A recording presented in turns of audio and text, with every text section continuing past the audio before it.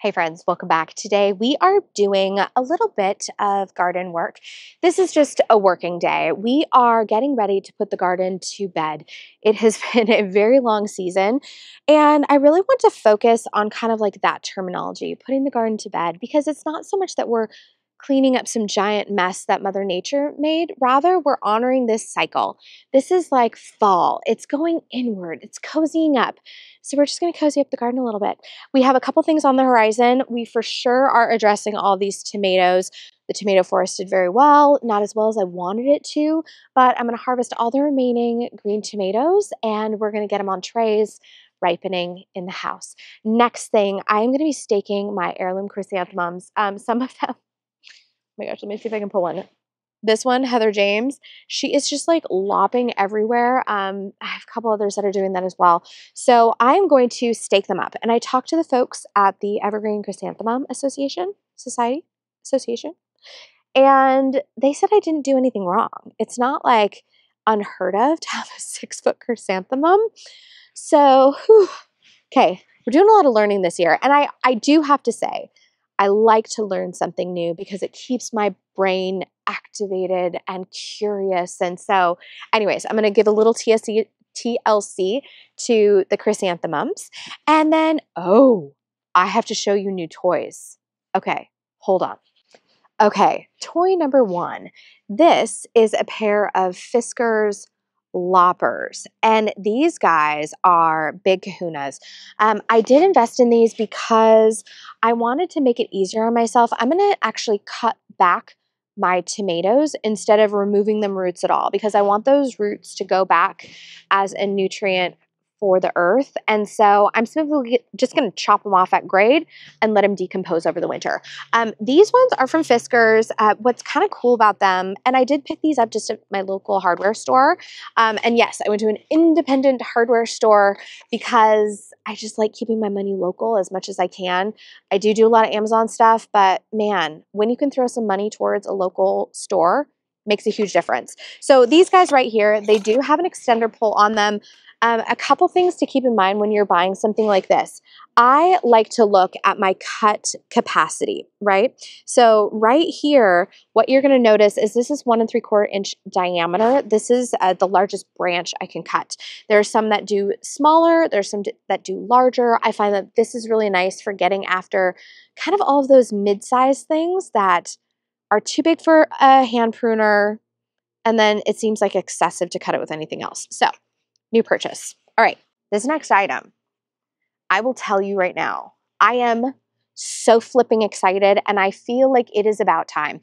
I am not a tall person, and I do not have very large hands. And one of the struggles that I always have with pruners is it feels like my hands are all stretched out. So, you guys, look at these Falcos. I am dying. I am dying over them. This is the new Falco 14s. I have had, oh gosh, probably 4 different, I've tried a lot of different Falcos over the years. And one thing I was noticing is I started reaching for my little dram pruners that I have in my Amazon shop. I'll link it below. The drams were fastly becoming my favorite, but the problem is that the drams can't cut a lot of big things. And also they don't easily fit in my pocket. Well, these 14s have come out and they are perfectly suited for smaller hands. They are just like the perfect size. So you can see right here, I wonder how I could tell you how big my hands are. They're not very big, but check this out. They fit just like perfectly comfortable here. They literally fit in my pocket. And, the only reason that I even discovered these is because I left my pruners in my van. And I just thought to myself, you know what? I am a grown woman. I can have van snips and I can have home snips. And so, because what happens is I go out to my van and grab my pruners and bring them inside, and then I forget them when I'm out on a job site. So, welcome to the family, Falco 14s. These are my new home snips. And yes, I did purchase these at a local garden center as well. And always support local when you can. Okay, shall we get into it? Let's clear some tomatoes.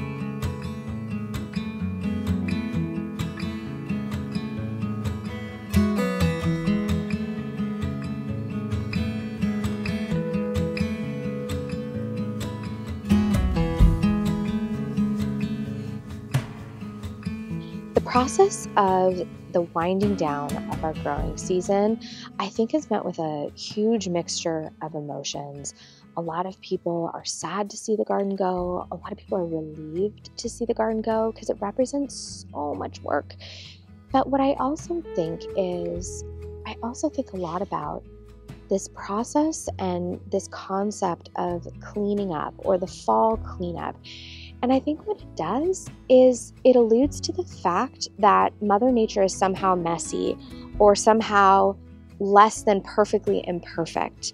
And so what I would love to encourage all of us to embrace is this concept of putting the garden to bed. The process of allowing Mother Nature to go to sleep, to rejuvenate, to go downward, to go inward, to rest those roots and prepare for the season that's coming, and embrace really this beautiful cyclical nature that I think we sometimes are detached from unless we work really closely with gardening, which, it's so funny. I feel like gardeners have a greater appreciation for what it takes, and we have a greater understanding of what the cycles of nature bring to us. And so I guess my meditation today, as I'm doing all of this tidying, is for me to wrap my head around the concept that I am not cleaning up my garden. I am simply putting it to bed in the most tender, beautiful way I know how.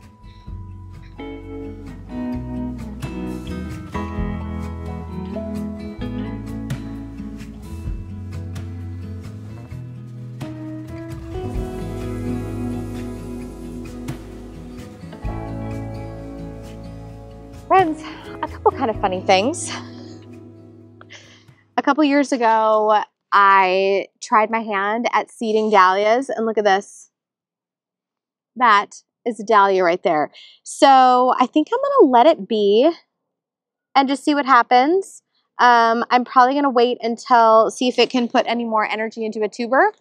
Dig it, see what happens. Okay, then the other thing, these bunnies came through, and I had a bunch of peppers here, and they've eaten this, let's hear what it is, Czech black.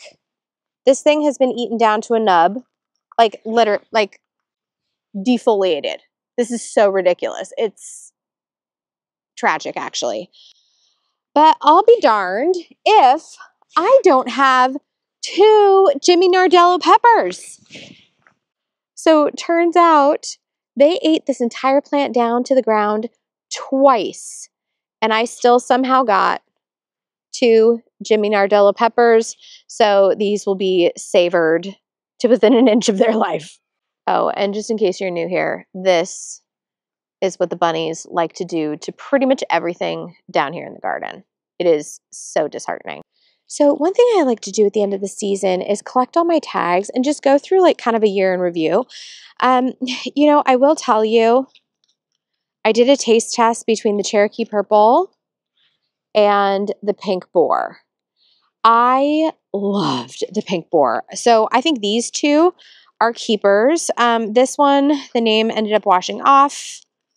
This one, same thing. Cherokee Purple, always amazing. My Striped German didn't do anything. Let's see here, what else? Carbon, didn't do squat. Paul Robeson, I've tried this thing twice. Has anyone had success with it? And Sakura, these were very cute. They were the first ones ripe. I don't know if I can't really remember the flavor though. They didn't produce as heavily as I wanted them to. The Czech black pepper got toasted. Jimmy is a survivor. So I think about the new varieties, I would say, well, Cherokee Purple is an ever favorite. Pink Boar was my new edition winner, and Jimmy Nardello, I love that pepper. So what I'm actually going to do is I'm going to tuck these guys into my seed box where I just kind of like keep a lot of notes because these are probably the winners that I will bring forward into the next season. I'm always trying new things and thinking about new things. And so the fall is a really great time to reflect on what has happened throughout the growing season, the lessons you want to take forward. Because I find that if I get too far into winter, I get like garden amnesia and then I go nuts in the spring. So keep the tags of the things that you really loved and performed very well for you. Friends, in case you have no idea what I'm using, this is a hula hoe. I love this thing. This makes weeding such a breeze. You can be at more of a standing height, and then this blade right here goes right underneath the surface of the soil and cuts all of the weeds off at their roots. It's so awesome.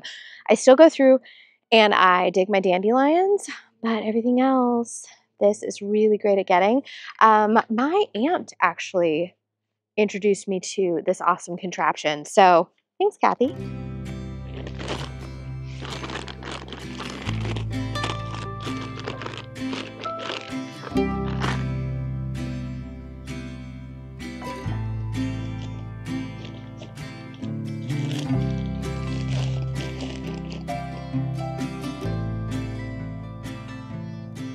I really want to make sure that this year I've worked so hard on this garden. I want to mulch it. I want it to protect it from nutrient washout. And then since I will be snipping everything back to ground level, yeah, I just want to tuck it in and help with that root decomposition.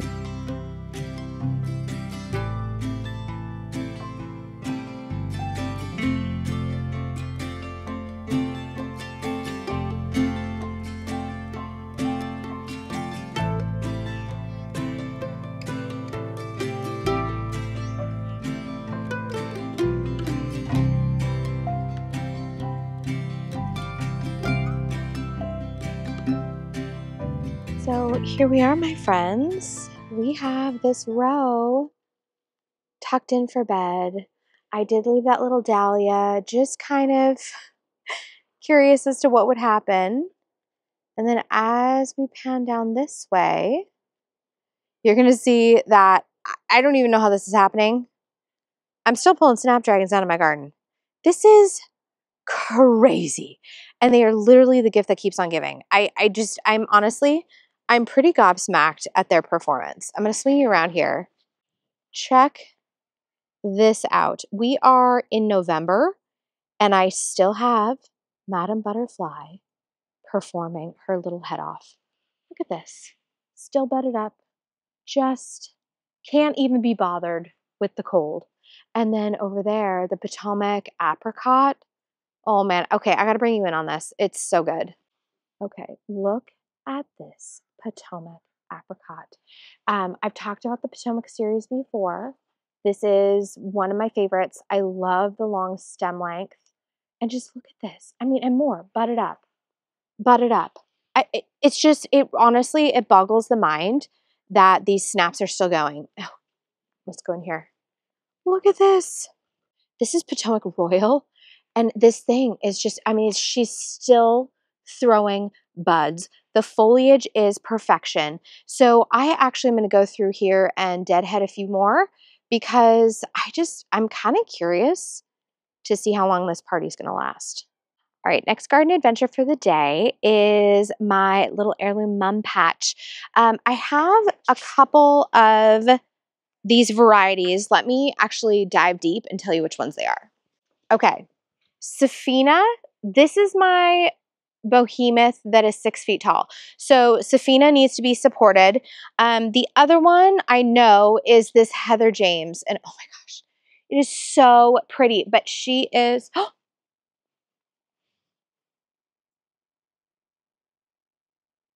Okay, I think it was just a bird. I thought it was the bunny for a second. And I was going to like go straight Elmer Fudd on it. Okay, so Heather James is the one that needs a little support. These blooms are incredible, but she's just like, ugh, all over everybody. So I just went to my hardware store, my just like local neighborhood hardware store real quick, and I grabbed some garden stakes. These are just listed as 6 foot wood stakes. I only really need to have them in the ground for, I would say, a couple weeks. Usually the mums, from what I have learned, is that they can withstand a frost or two. So they can get down to 32, but much beyond that, they're not really happy and they'll stop flowering. So I probably have a couple weeks left with these bad boys, and I want to see how many blooms I can get. So far, I actually did my first mum harvest today, and I'll show you that arrangement. It's kind of making my heart sing. So what I want to do is I don't want to put this directly onto the root zone. So I'm going to go, gosh, I am going to pierce some roots. Let's be clear about this. But I'm going to go about 6 inches, give or take, out from the center. Okay, next, I have my garden twine. This is just a plain jute twine that I use for pretty much everything. And I'm just going to cut a little length of it here. By the way, I am using my Felco 14s for cutting things. I am so tickled with them. It's just like not even funny. So excited. Okay. So I am going to stand up Safina, and then you can see literally how tall she is. Hello. I think I'm going to handle this in a couple phases. Now, it was really interesting listening to the chrysanthemum people, because they were saying that when they grow the big softball-sized ones, they will actually cut off all the rest of the flowers when they're growing one for show. They literally put all their eggs in one basket, which to me, oh my gosh, the nerve that takes to deadhead all of your flowers and just go for broke with one. I mean, that is so crazy in my opinion. But man, oh man, they were producing the most incredible mums at this show. That video came out on Monday. And so if you have not seen that one, I will link it below, because man, that gave me so much inspiration for next year. And they were so gracious about answering all of my obnoxious newbie mum grower questions. But I think these people, when it's like their passion and their love, it's like all of us, we just like to share, Okay, so this is just going to be a little ugly, and we're going to have to be okay with that. And I think I'm going to keep my tie really loose because I don't want it to be constricting. But I think I am going to get another length of jute for some of these taller buddies.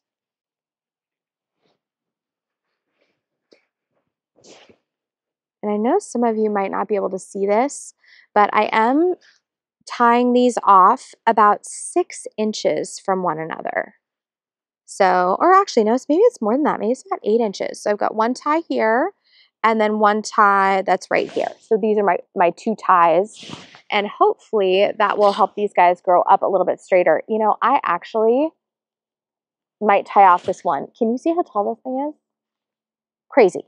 Wow. Holy cow. Okay.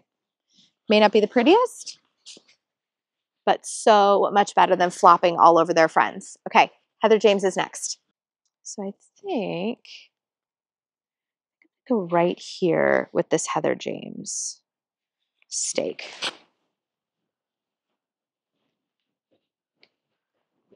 Oh. Gosh, how am I going to do this? Dang it. Okay, you know what? New approach. Hang tight, people. Okay, since she is flopping this direction, I am not going to fight Mother Nature as per usual. I'm just going to go with what it's throwing me, and let's see how it shakes out. Because they are all kind of going this direction. So this actually might be more supportive for the plant. And then it can get out of, I think this is Mount Rainier next to it. Oh no! Oh, busted a bloom. Y'all, this is like performing surgery. Just so you're aware. Same pressure.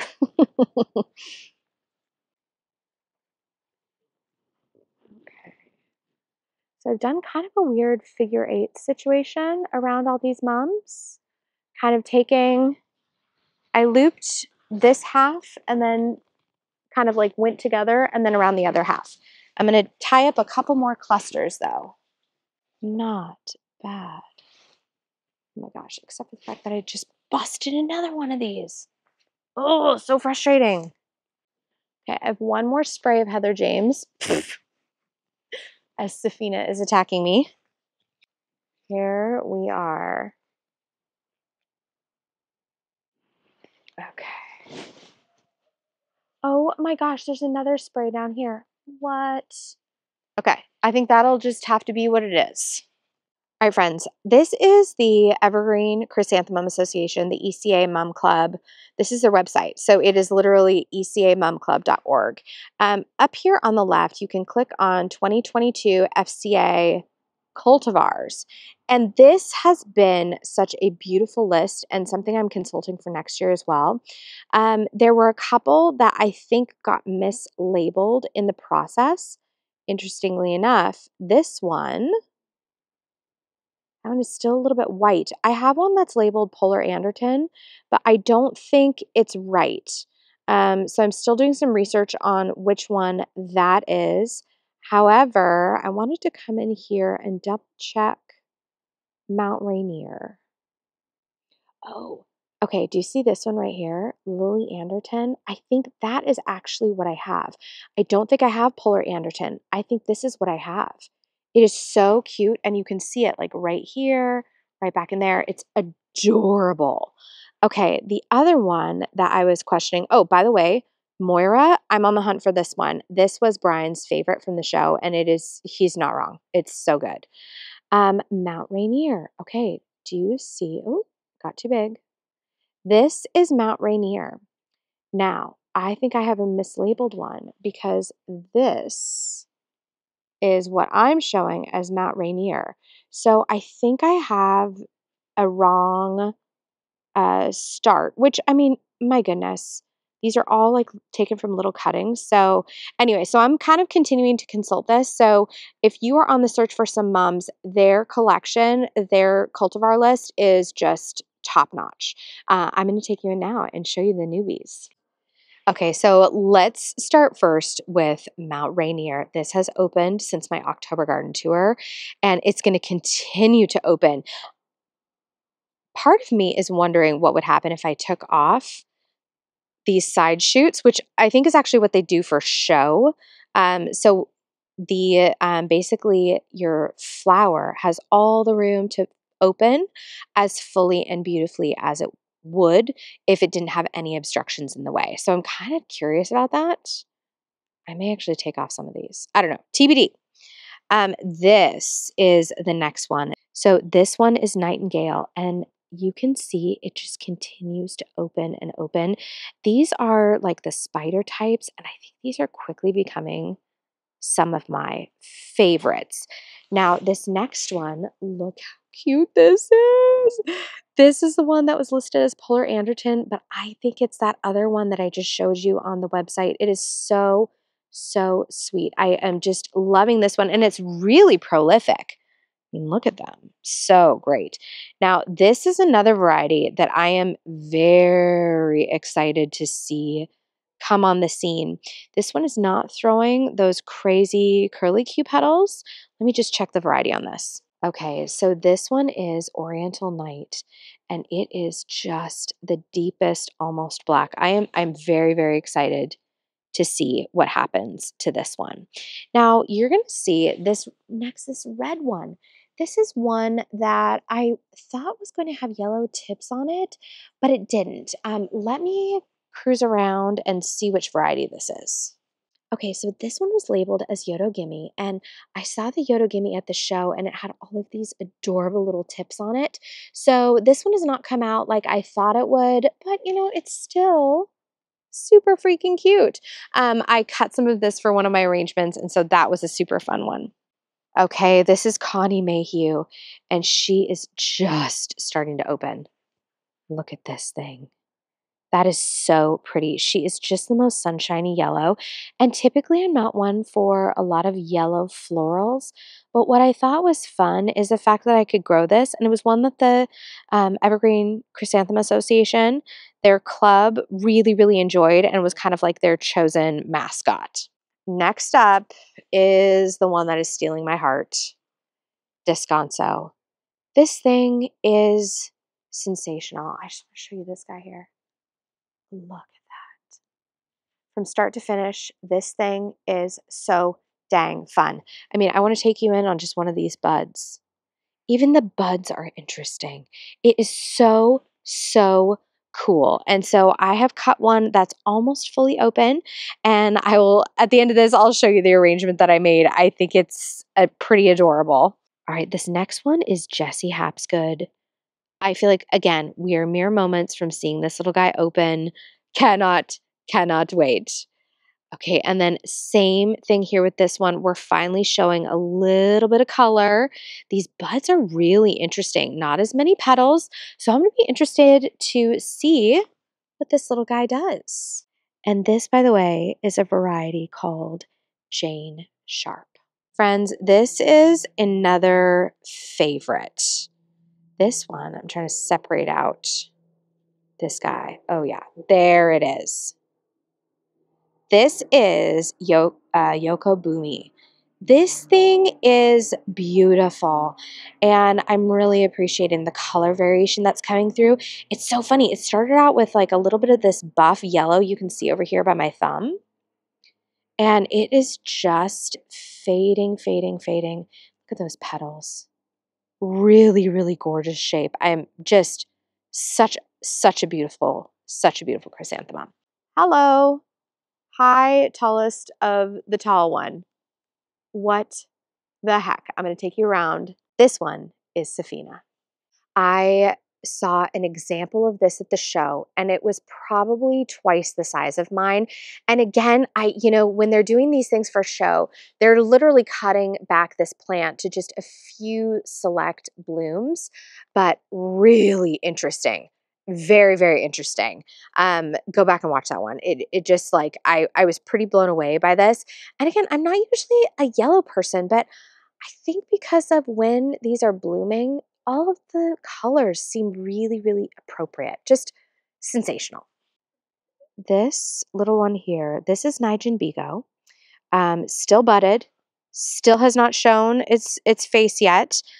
So I am just pins and needles waiting for that one to emerge. But let me show you one of the most prolific chrysanthemums in my patch. This is Heather James, and it is awesome. If you haven't heard me talk about this one before, it starts out like small, tiny, and then it grows and grows and grows until, I mean, this is not even halfway open, you guys. And you can see what's starting to happen. As I look at this profile, do you see how thick this gets? I mean, this is already probably an inch and a half, but what'll happen is it'll become this dome of a softball, and it is really beautiful. I did cut a few of these for my fall arrangement that I'm bringing into the house, and I have to say, the one that I cut is my biggest so far, and I do think I could have entered it as an amateur in the show. I'm just saying, I think I could have done it. So my friends, I've already been out in the garden for a little bit, and I wanted to show you.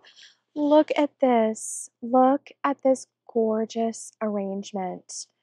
I bit the bullet. These were so hard to cut, you guys. But I had just a few little last of these golden scepter dahlias.